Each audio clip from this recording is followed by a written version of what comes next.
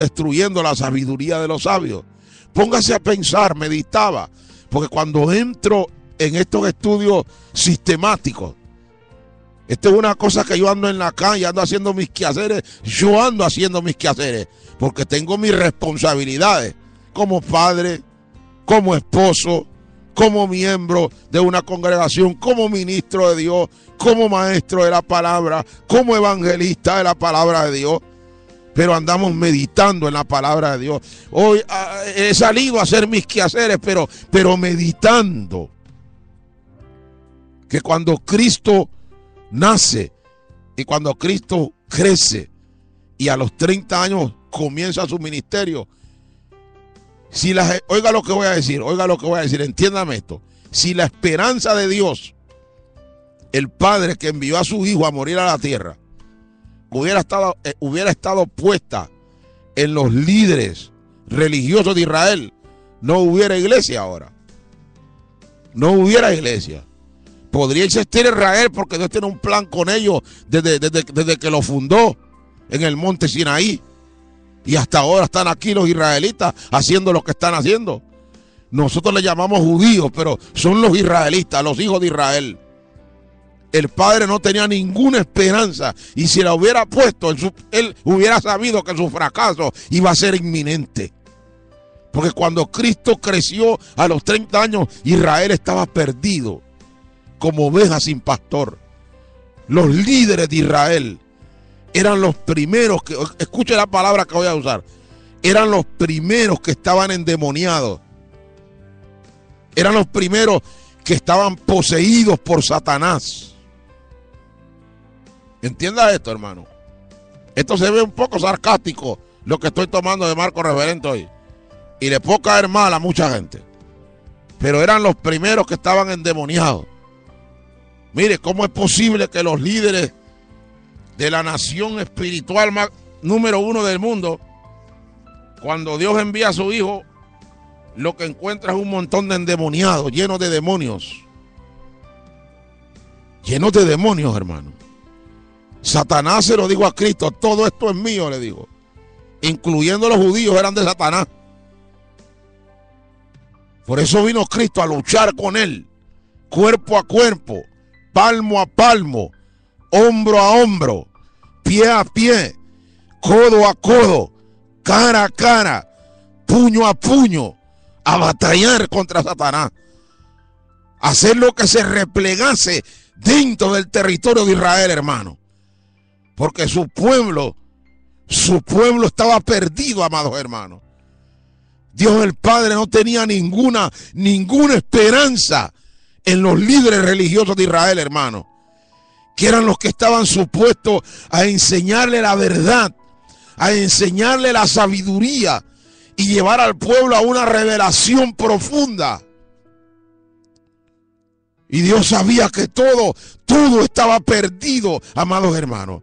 No había esperanza. No había esperanza de que un pueblo levantara las manos limpiamente delante de su presencia. Y por eso Jesucristo los confrontaba y le enseñaba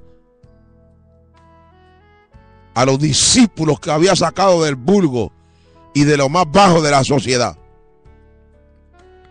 Los había sacado de trabajo de esclavos, amados hermanos. Como te ha sacado a ti y a mí.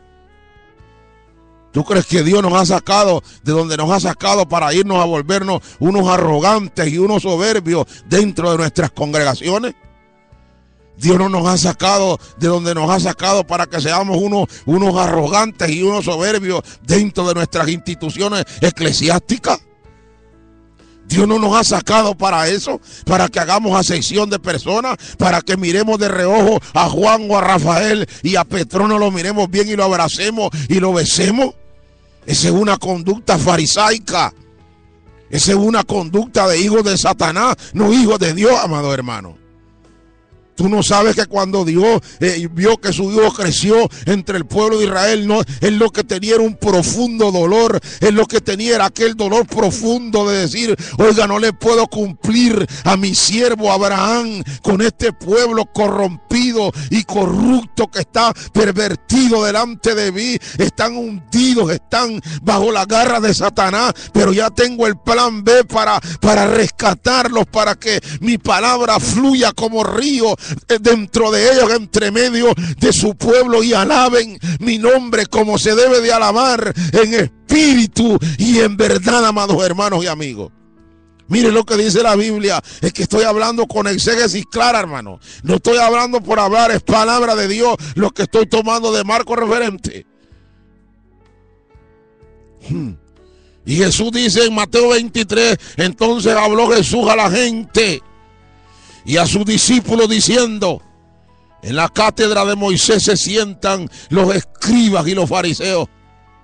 Así que todo lo que os digan que guardéis, guardadlo y hacedlo. Mas no hagáis conforme a sus obras, porque dicen y no hacen. Mira el mal que tenían los fariseos. Decían y no hacían. Predicaban y no vivían. Mira, hermano, porque atan cargas pesadas y difíciles de llevar y las ponen sobre los hombros de los hombres, pero ellos ni con un dedo quieren moverlas. Eso es lo que está pasando en el mundo cristiano hispano, poniéndole cargas pesadas al pueblo. Es fácil coger un micrófono y comenzar a decir a la gente, bueno, vamos a recaudar fondos para esto o para aquello.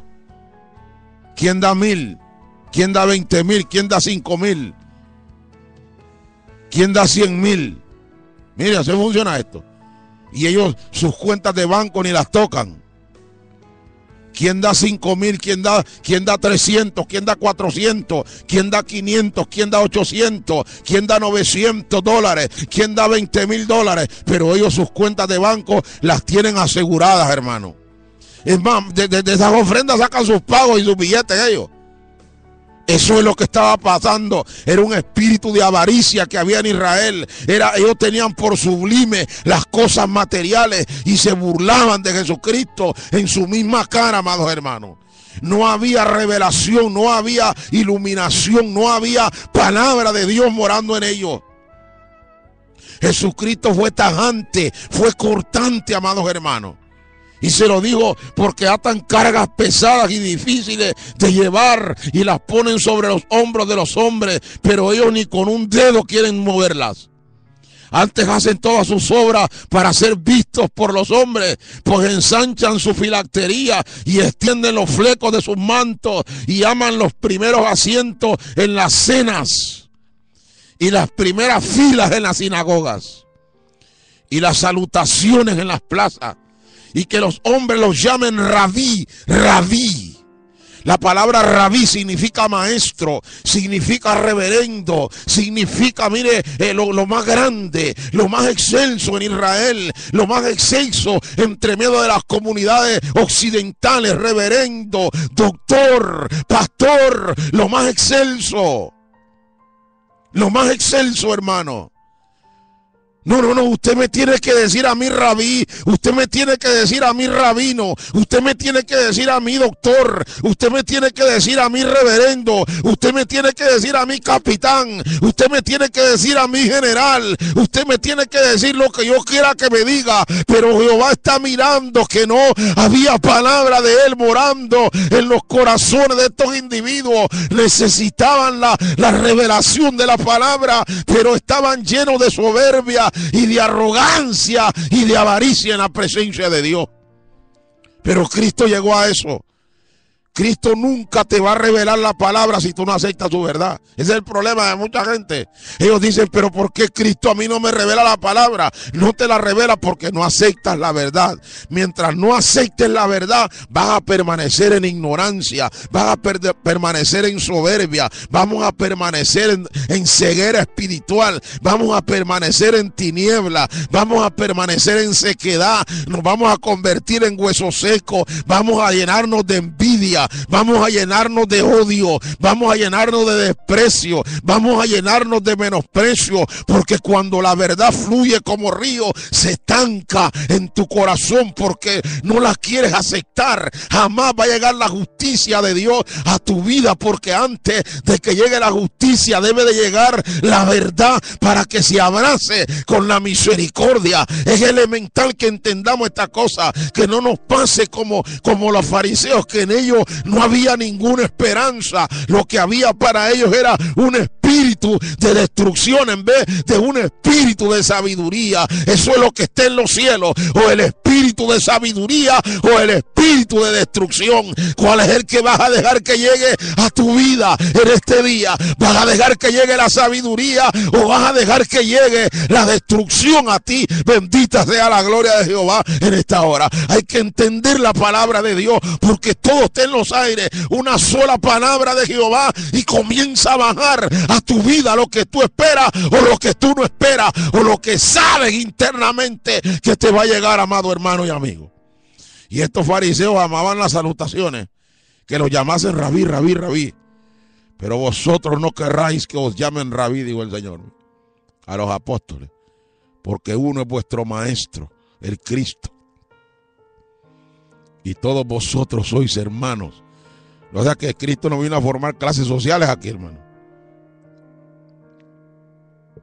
Y los judíos y la iglesia de Cristo está conformada por clases sociales ahora. La persona puede estar ungida, llena del poder de Dios, pero si no pertenece a la clase social de los que están en el claustro pleno de la institución X, no entra, se queda afuera. Lo tienen por ahí barriendo, echando fuera a los ratones. Y eso es lo que está pasando en nuestra sociedad cristiana. Esto es en el mundo occidental, en Latinoamérica, donde sea. Y Cristo dijo, todos somos hermanos.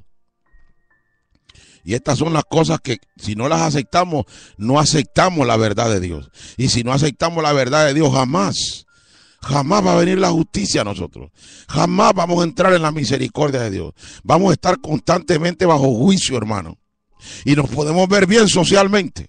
Pueden decir, mira qué bonito se ve aquel, mira qué bonita se ve Rafaela, mira qué bonito habla, oiga cómo cruza las palabras, oiga aquí que hay esto y que el otro, pero Jehová sabe lo que hay en nuestros corazones, como sabía la vida de los fariseos. Y no llaméis Padre vuestro a nadie en la tierra, porque uno es vuestro Padre, el que está en los cielos. Ahí tenemos a la iglesia universal, la iglesia católica. ¿Quién es el padre de los católicos? El Papa. Ese es el santo padre de ellos. Y la Biblia dice una cosa y los católicos haciendo otra cosa, llamándole padre a un hombre igual a ellos. Ese hombre que le llaman padre ustedes, ese es hermano de todos ustedes según la Biblia. Pero ustedes le llaman santo padre, santísimo padre, santísima madre. Y María es hermano de todos ustedes. Si ustedes guardan la palabra como la guardó María, ustedes son hermanos de María. Si Jesús dijo, todo aquel que hace la voluntad de mi Padre, ese es mi hermano y mi hermana. Pero como nosotros no queremos aceptar la verdad, no queremos que el espíritu de revelación y de sabiduría venga sobre nosotros para conocer cuál es la esperanza a que Él nos ha llamado. La esperanza a que Él nos ha llamado es una herencia incorruptible, una herencia inmarcesible, una herencia incontaminada que está reservada para vosotros en los cielos, dijo el apóstol Pedro en Primera de Pedro capítulo 1, verso 1, amados hermanos.